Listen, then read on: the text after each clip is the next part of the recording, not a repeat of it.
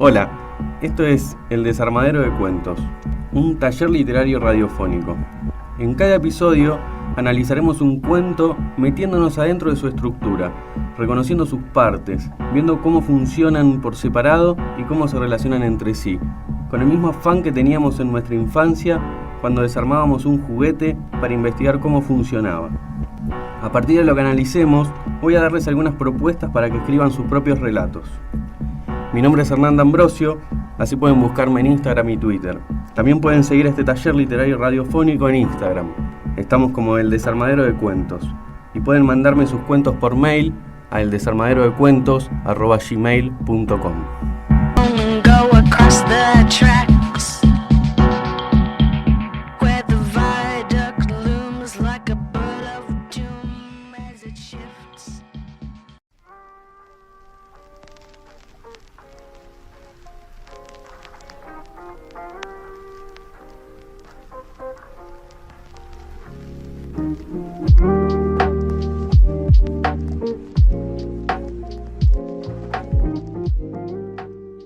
Hola, esto es El Desarmadero de Cuentos.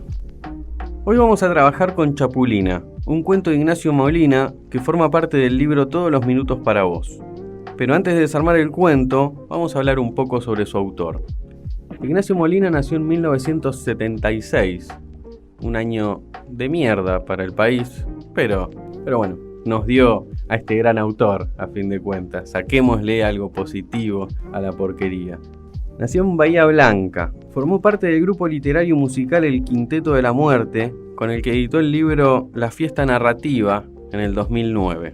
Actualmente vive en Buenos Aires, es director de la editorial Falso Trébol, tiene una revista literaria online que se llama Esdrújula y la pueden buscar en Instagram, y dicta muy buenos talleres literarios. Sus libros de cuentos son Los Estantes Vacíos, que es del 2006, y tiene cuentos muy interesantes como Espirales, donde en un mismo lugar se van encadenando diferentes personajes. También está Los Estantes Vacíos, que le da nombre al cuento, y Brasil tiene esas cosas. Esos son los que recomiendo que lean. Lo interesante de este libro es que los personajes vuelven en varios cuentos. Hay una continuidad de los personajes, pero a su vez son abordados en la vida cotidiana, no a partir de hechos trascendentales que le pasan, sino es un retrato de un momento de sus vidas simplemente. Podríamos comparar este libro con Nick Adams de El Gran Hemingway, donde tenemos a este personaje, Nick Adams, que aparece en los cuentos, pero en Hemingway yo creo que es un poco más trascendental lo que pasa en cada historia. Acá está más la vida cotidiana expuesta. El segundo libro de Ignacio Molina es En los márgenes, del 2011.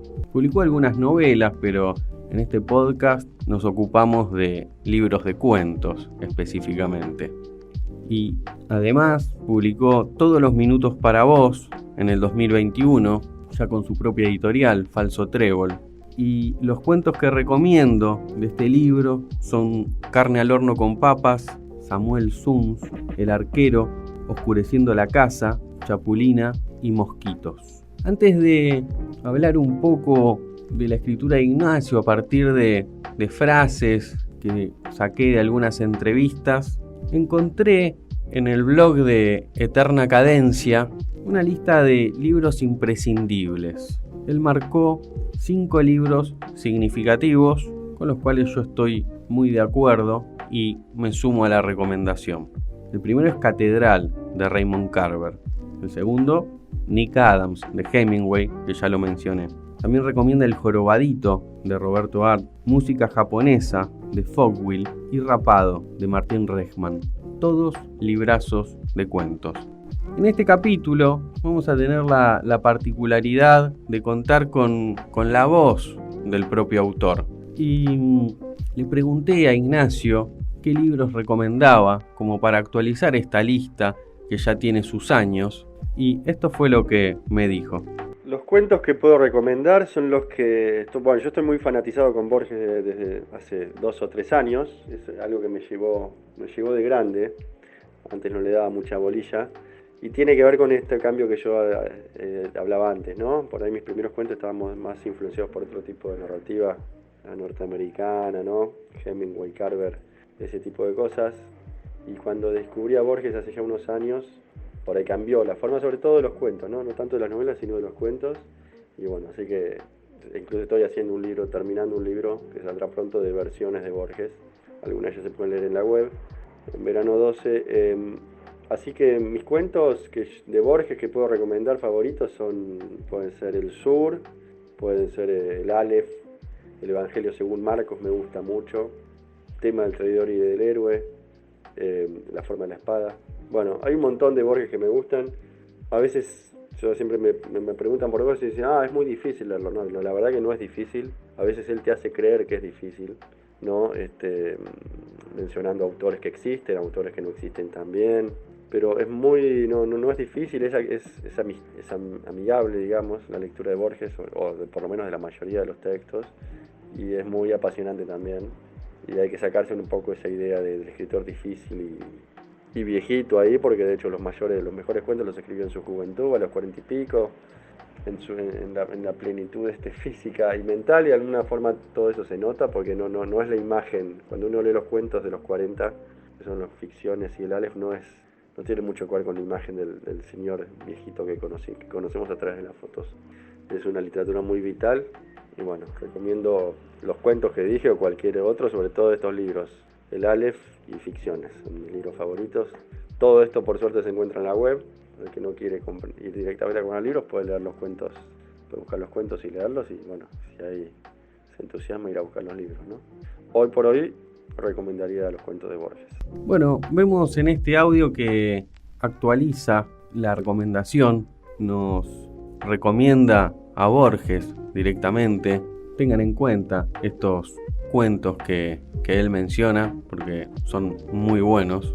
Ya estuvimos hablando de Borges en el primer capítulo, pero es interesante cómo linkea a Ignacio con Borges, porque en un cuento de Todos los minutos para vos, él retoma la trama de Masunz. El cuento de Samuel Sunz, pueden leerlo en Verano 12, se consigue online. Y él toma por un lado el cuento de Borges, una reescritura que hizo Martín Cohen, y a partir de eso hace su propio cuento que está muy bueno y lo recomiendo. Ahora sí, vamos a ver algunas frases que ha dejado en entrevistas. En cuanto a la escritura, en una entrevista que le hizo Silvina Friera para Página 12 el 22 de marzo del 2021, dice: yo no escribo para demostrar algo o con la certeza de algo, sino que la misma escritura me va generando preguntas. ¿Qué vemos acá? Que no es un escritor que baja líneas, que no tiene una premisa antes de escribir el cuento, sino que las reflexiones surgen de lo que pasa en las historias y de cómo se comportan sus personajes. Así como vimos el capítulo anterior, que Selva Almada le daba mucha importancia al tono, lo tenemos a Ignacio en una entrevista también de Página 12, del 4 de diciembre del 2018, donde nos dice: trato siempre de separar al narrador del autor. Yo no soy los personajes ni el narrador. Un narrador es una voz que aparece en un momento y lo más importante es encontrar el tono. Entonces se separa de lo que escribe. El narrador no se identifica con el autor, sino con el tono que requiere la obra para ser contada debidamente. También en una entrevista para libros, Nocturnidad y Alevosía, nos habla de la inspiración. Dice: la única manera consciente de invocar a la inspiración es poniéndose a escribir. En ese trance se llega a un estado mental donde ya no es uno el que decide las palabras que va escribiendo, sino una voz misteriosa que se las va diciendo al oído, o directamente una fuerza que va moviendo los dedos sobre el teclado.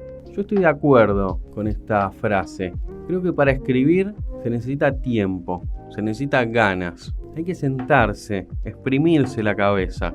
pedirle a nuestra mente que nos dicte algunas palabras y a partir de esas primeras frases fluir.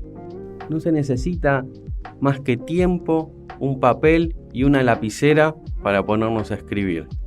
Y después, como veíamos en el capítulo anterior, disciplina para corregir, para sacar, para agregar, para mover de lugar, releer lo que escribimos, reflexionar sobre lo que escribimos. Pero la inspiración es algo efímero, es algo que puede surgir de ver algo o de escuchar algo, pero que necesariamente tiene que encontrarse con el tiempo de la escritura. Ahí es donde se gesta el cuento, cuando estamos sentados. No hay grandes raptos místicos, sino hay, como suele decirse, más oficio, un gran porcentaje de disciplina y un vago momento de inspiración. Y yo le pregunté a Ignacio qué podía decir sobre su forma de escribir, qué podía contarnos sobre su escritura. Y esto es lo que me dijo. Bueno, mi forma de escribir cuentos yo creo que fue variando a lo largo del tiempo. Yo tengo 2 libros de cuentos básicamente, uno es de cuando se publicó cuando tenía 29, lo escribí en los 20 y pico, y el otro salió hace 2 años. Y en ese tiempo cambió un montón, por lo menos la forma de encarar los cuentos, ¿no? Antes yo no le daba tanta importancia a la trama general, sino que los cuentos eran más bien como una sucesión de acontecimientos, pero que no había un final, el típico principio, nudo, desenlace que nos explican en la escuela no existía. Por ahí el cuento terminaba abruptamente en una escena, podría haber terminado en la anterior o en la posterior. Y bueno, en el último tiempo le presté más atención, o le estoy prestando más atención ahora a la trama, ¿no? Entonces, por ahí eso influye un poco, pero no sé si tanto. Siempre los cuentos nacen a partir de una escena, de un diálogo, ¿no? Es muy difícil que tenga todo el cuento armado en la cabeza antes de ponerme a escribir, sino que a partir de una determinada situación, diálogo, sensación, escena, voy escribiendo y ahí como que el mismo cuento me va llevando, un poco con las novelas pasa lo mismo, ¿no? Me va llevando a cómo tiene que seguir el cuento, me va dictando de alguna manera en el oído, el seguimiento del cuento. Así que eso, no hay una fórmula, no tengo una fórmula para escribir. Puede que aparezca primero la idea general, puede que aparezca muy pocas veces la trama y a partir de ahí me puedo escribir, pero la mayoría de las veces es una escena, un chispazo, algo que me aparece y que me obliga a escribirlo, y a partir de ahí se va armando todo. Entonces, acá nos dice que sus cuentos surgen de diversas formas. Una escena, una sensación, un diálogo, algo que le cuentan, algo que escucha en la calle. Y eso se filtra por el tamiz de la ficción. Llevado a la ficción, se desdibuja, se reconstruye, toma un elemento y lo literaturiza. Y a partir de esa pequeña idea, de esa pequeña chispa, surgen las voces de los personajes, la historia misma, y las características se van dando en el narrar. Pero vamos a ver un poco las características generales de su obra. Él suele trabajar con relatos breves, eficaces. Deja de lado la descripción redundante y va al centro de la acción. El registro suele ser realista, pero a veces utiliza aspectos de la realidad como marco para crear una ficción que vuelva extraña esa realidad. Entonces tiene cuentos realistas y cuentos extraños. Suelen estar ambientados en la ciudad de Buenos Aires o en la provincia. Y voy a marcar 2 instancias en la escritura de Ignacio Molina. La primera, que tiene que ver con esta primera recomendación que hacía para Eterna Cadencia, de Carver, de Hemingway. En Los estantes vacíos, sus cuentos pueden emparentarse con la teoría del iceberg de Hemingway, donde se muestra poco para que el lector construya los espacios vacíos. Un cuento emblemático de la teoría del iceberg es Elefantes como colinas blancas, de Hemingway, que lo pueden buscar en internet. Ahí hay una pareja que está hablando sobre una operación. Nosotros los encontramos en una estación esperando para viajar. No sabemos de qué operación hablan, no sabemos de dónde vienen, hacia dónde van, pero podemos suponerlo. Y esa es la eficacia de la teoría del iceberg, lo que el lector puede completar, además de lo que lee. Bueno, Ignacio trabaja con esas estructuras en sus primeros cuentos. Y después, en Todos los minutos para vos, por ejemplo, se vuelca hacia el cuento clásico, hacia el circuito cerrado, donde el final tiene una presencia muy importante. Los personajes que aparecen en sus historias tienen vidas comunes y están contados en situaciones cotidianas. Hay una cosa muy interesante que dice en una entrevista de Página 12 del 4 de diciembre del 2018.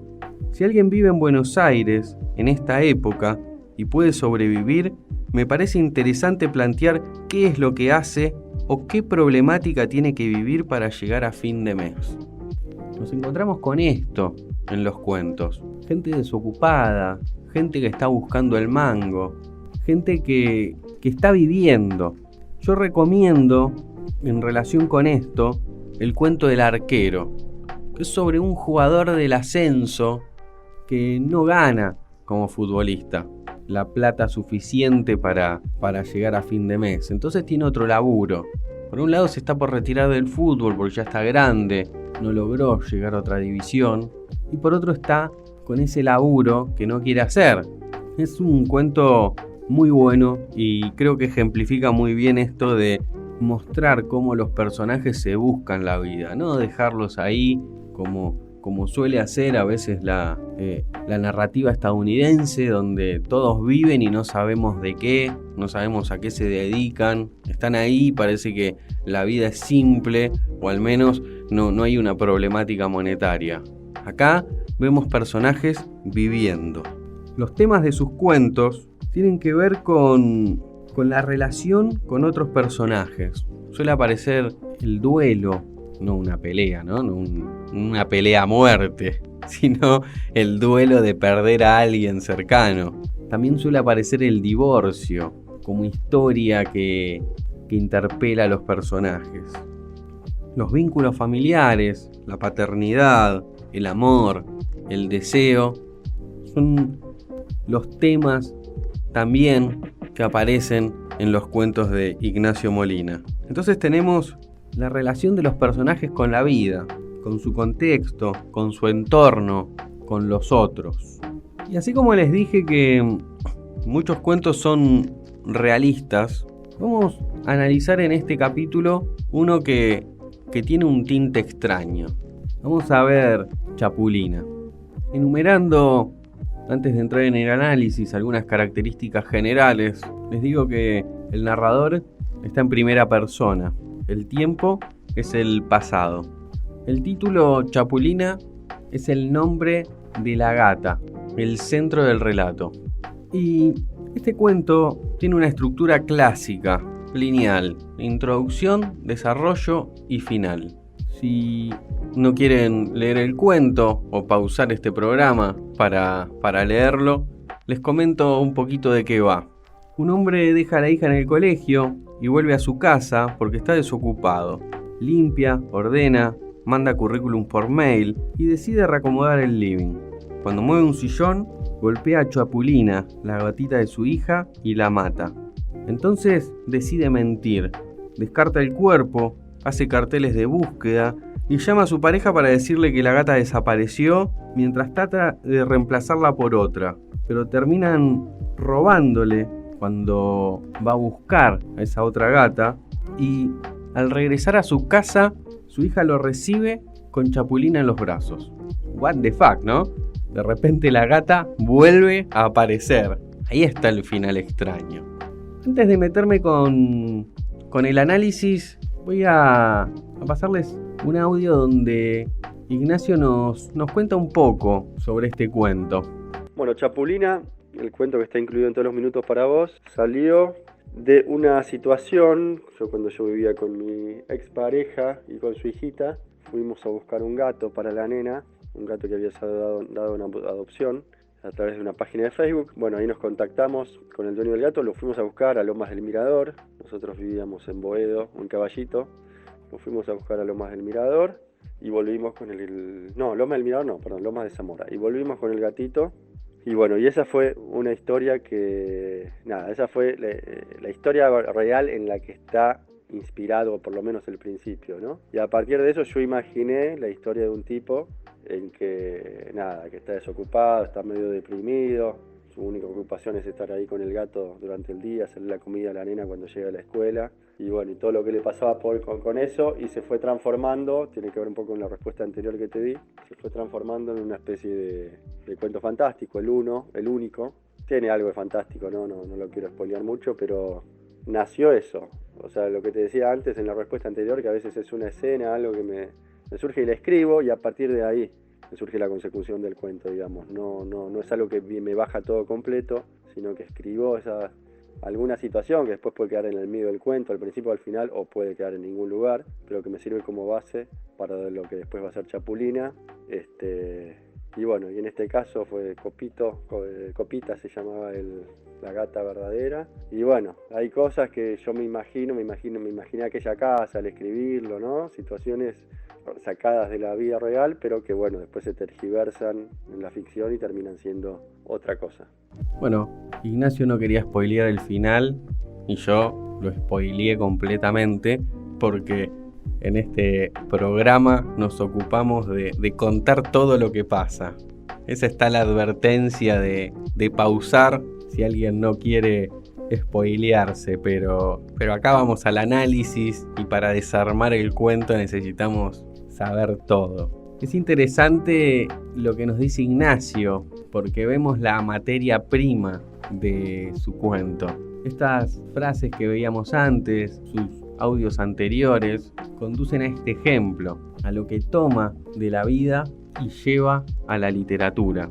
Particularmente, esto que nos cuenta se puede ver en una parte del cuento donde el narrador recuerda cuando fueron a buscar a la gata. Les leo. Aquella tarde de verano, unos días antes del cumpleaños de Nati, fuimos en el auto de mi suegro hasta la zona del cementerio de Lomas de Zamora, donde vivía el hombre que le había ofrecido una adopción en una red social de mascotas. El tipo tenía las cejas muy tupidas y mucho olor a mate cocido, y se despidió emocionado de la que dejaba de ser su gata. En el viaje de vuelta por el Camino Negro, Nati se pellizcaba un brazo diciendo que no lo podía creer, que tener una gatita le parecía un sueño hecho realidad.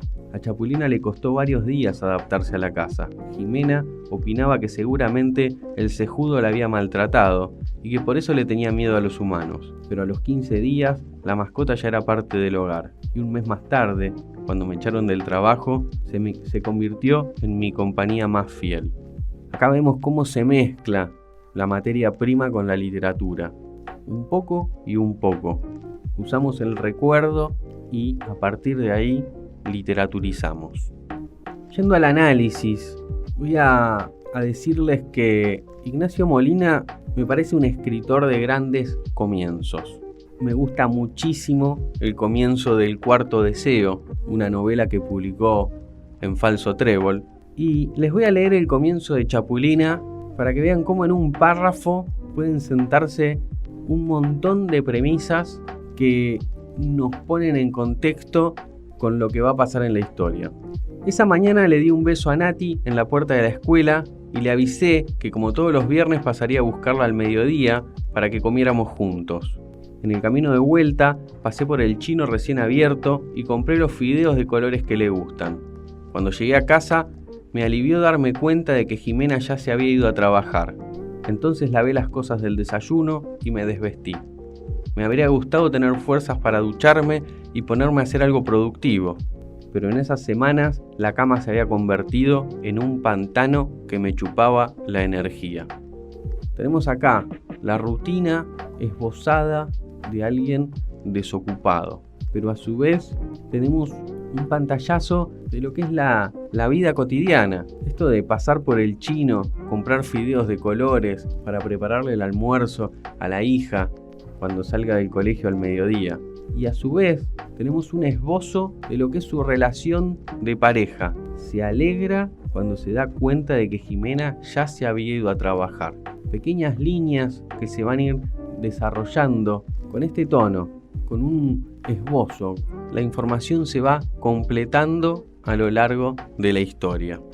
Entonces, en este cuento tenemos un gran porcentaje de realismo. Tenemos la vida de este narrador expuesta. El giro de lo extraño solamente va a aparecer al final, en esa última línea donde la gata muerta reaparece.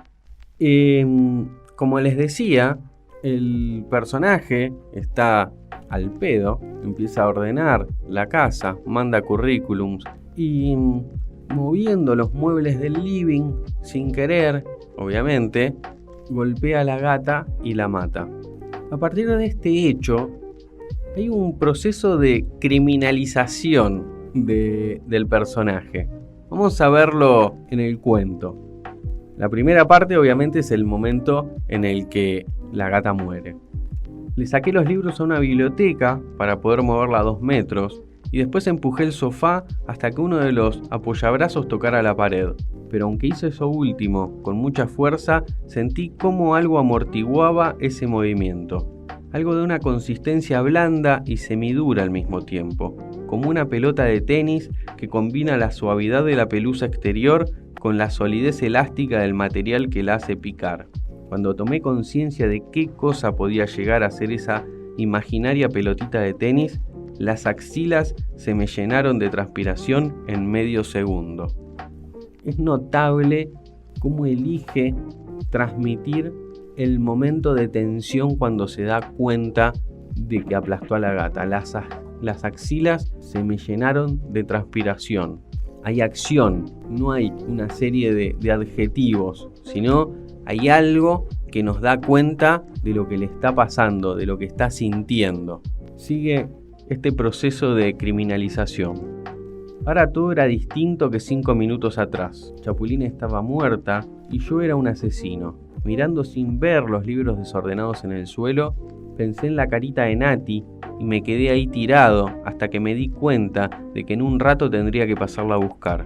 Metí el cuerpo de Chapulina en una bolsa de consorcio, sintiendo su pelaje, sus huesitos y su cara deformada por el golpe, y lo llevé, junto a más bolsas de basura, al contenedor de la otra cuadra, preguntándome si hasta que pasara el camión nadie lo descubriría. Volví apurado.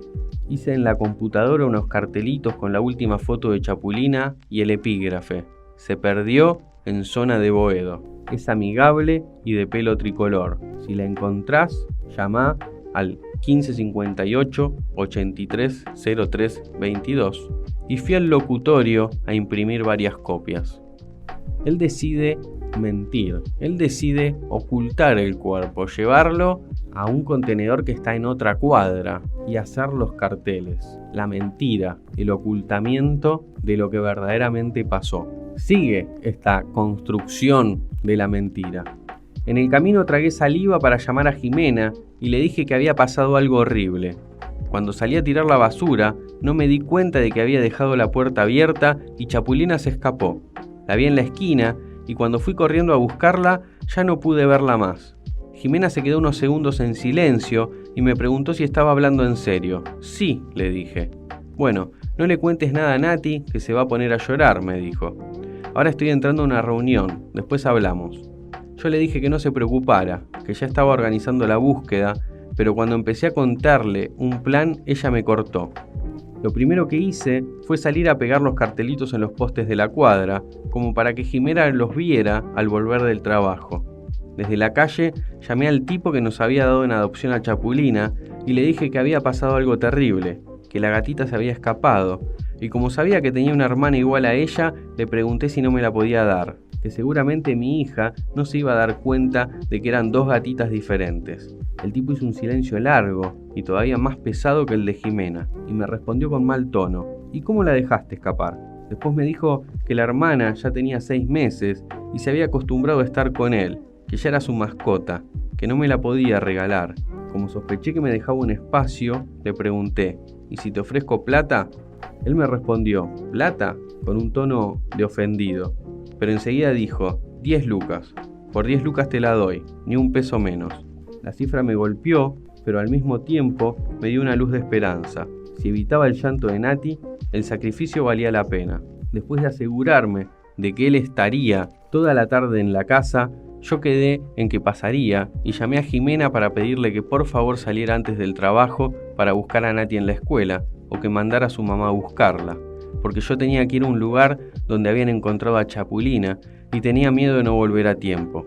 Ok, me dijo ella, y pude imaginar la cara que habría puesto al hacerlo. Del cajón donde guardaba parte de la indemnización saqué 12.000 pesos y salí a parar un taxi.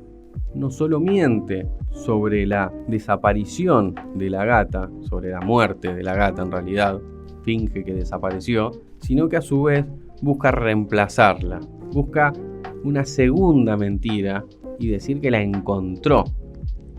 Así que este criminal pretende quedar como un héroe.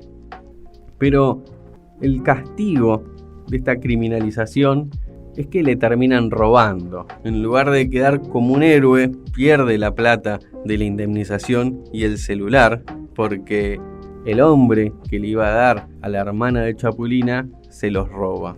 Abatido, vuelve a su casa y tenemos el final extraño.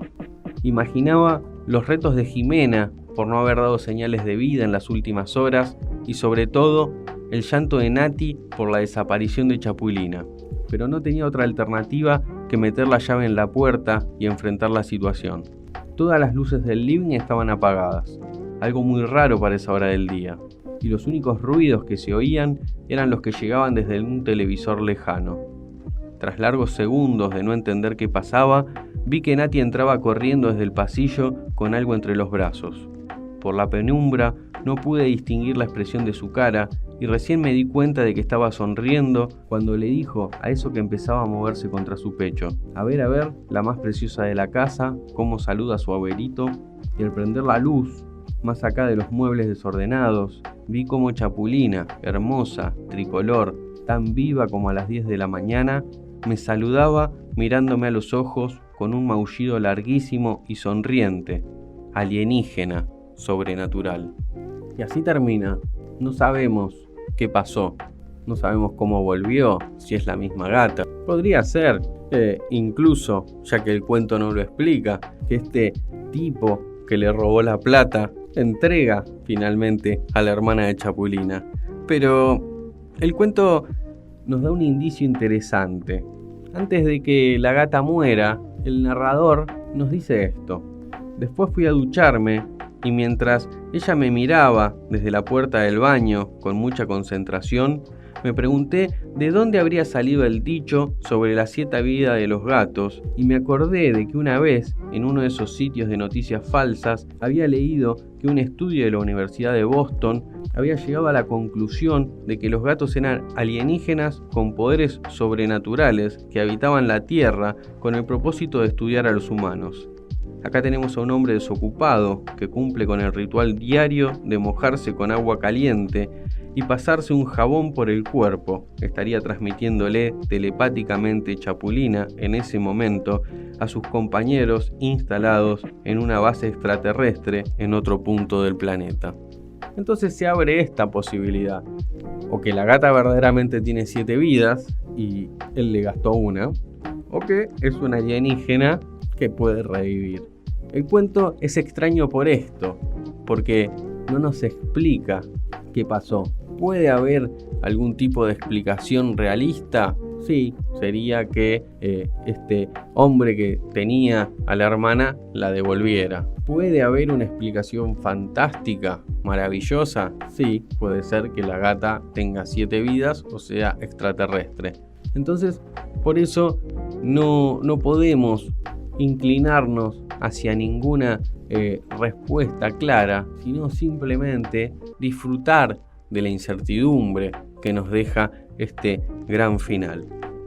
Más allá de esto, quiero marcar 2 cosas más antes de cerrar el análisis de este cuento. Si bien la historia principal es la de la gata, hay algunas subhistorias que se van desarrollando paulatinamente con el correr del relato. Una es la que tiene que ver con su condición de desocupado. Vamos entreviendo, vamos formando la respuesta de qué ocurre con su situación laboral. Por un lado vemos que tiene tiempo para estar en la casa y que a su vez parece estar bastante tiempo empantanado en su cama. Después recuerda cuando lo echaron y cómo la gata lo acompañó en esos primeros días. También aparece buscando trabajo por mail, mandando correos electrónicos con su currículum. Y finalmente usa una parte de la plata de la indemnización que le dieron para ir a buscar el reemplazo de Chapulina. Pequeños datos que se van dando a lo largo del relato y nos van formando este estado de desocupación. Y así como se va formando esto, también vamos entreviendo cómo es la relación con su pareja, con Jimena. Primero, como marqué antes, se alegra de que ella no esté en la casa. Después, cuando pasa lo de la gata, a él le cuesta llamarla. Y ella le corta cuando él quiere contarle su plan. Después la llama otra vez para pedirle que retire a Nati del colegio.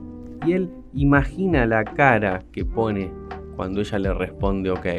También, en el final, cree que Jimena lo va a retar por llegar tarde, pero ella ni siquiera lo recibe. Una historia secundaria, tal vez con más peso que la historia principal que nos muestra todo y nos deja la incertidumbre en el final. Esta verdaderamente se puede construir a partir de la teoría del iceberg. Por un lado tenemos la estructura clásica que se propone Ignacio Molina en los cuentos de Todos los minutos para vos, pero también tenemos estos gérmenes de la teoría del iceberg que tenía en su libro Los estantes vacíos.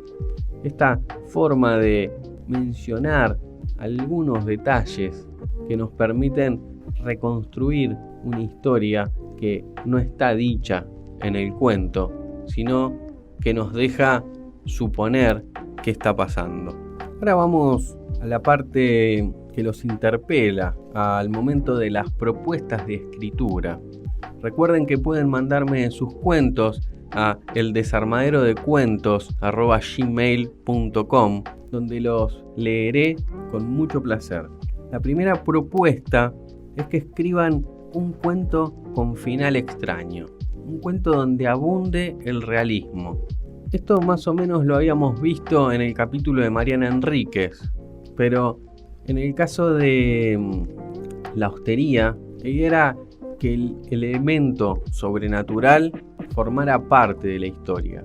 Acá lo extraño cierra, lo extraño da vuelta a ese realismo y nos cambia el tono del cuento. La segunda propuesta tiene que ver con retratar la vida cotidiana, con que hablen de un oficio, de cómo se mueve su personaje en la vida misma, el día a día. No es necesario que pase nada importante, sino que simplemente su personaje viva. Y la tercera propuesta tiene que ver con los animales que nos acompañan en nuestro día a día, nuestros compañeros de casa. Escriban un cuento donde aparezca algún animal doméstico, alguna convivencia con sus personajes, o donde el animalito sea el protagonista. Para cerrar, les voy a dar algunas recomendaciones relacionadas con Ignacio Molina. La primera es que se suscriban a su newsletter Sinestesia Salvaje, que sale generalmente los domingos. También pueden buscar en YouTube el taller literario que grabó para Cultura Morón, que se llama Arte en Línea. De ahí pueden conocer a Ignacio Molina en su faceta de tallerista y pueden obtener algunas recomendaciones de escritura de su parte. También les recomiendo que sigan en Instagram la revista Esdrújula y, por supuesto, les recomiendo que consigan algún libro de la editorial Falso Trébol. A mí me gustan muchísimo los de Ignacio, pero para salir un poco de él, les recomiendo la última publicación de Falso Trébol, que es Estrategias de Puercoespín, de Florencia Sokol. Un gran libro de cuentos, del cual, por ejemplo, les recomiendo Tu departamento. Florencia Sokol ganó el premio Itaú del año pasado, Así que pueden buscarla en la antología que publicó Itaú en el 2021. Espero que les haya gustado el programa y que se les ocurran muy buenos cuentos a partir de las propuestas de escritura. Quiero agradecerle a Radio Atilra por el espacio y especialmente a Nahuel Nores por el aguante, por ocuparse del laburo de diseño, por la edición, por hacer todo lo difícil. En el próximo capítulo vamos a trabajar con El Momento, de Samantha Schweblin. Hasta la semana que viene.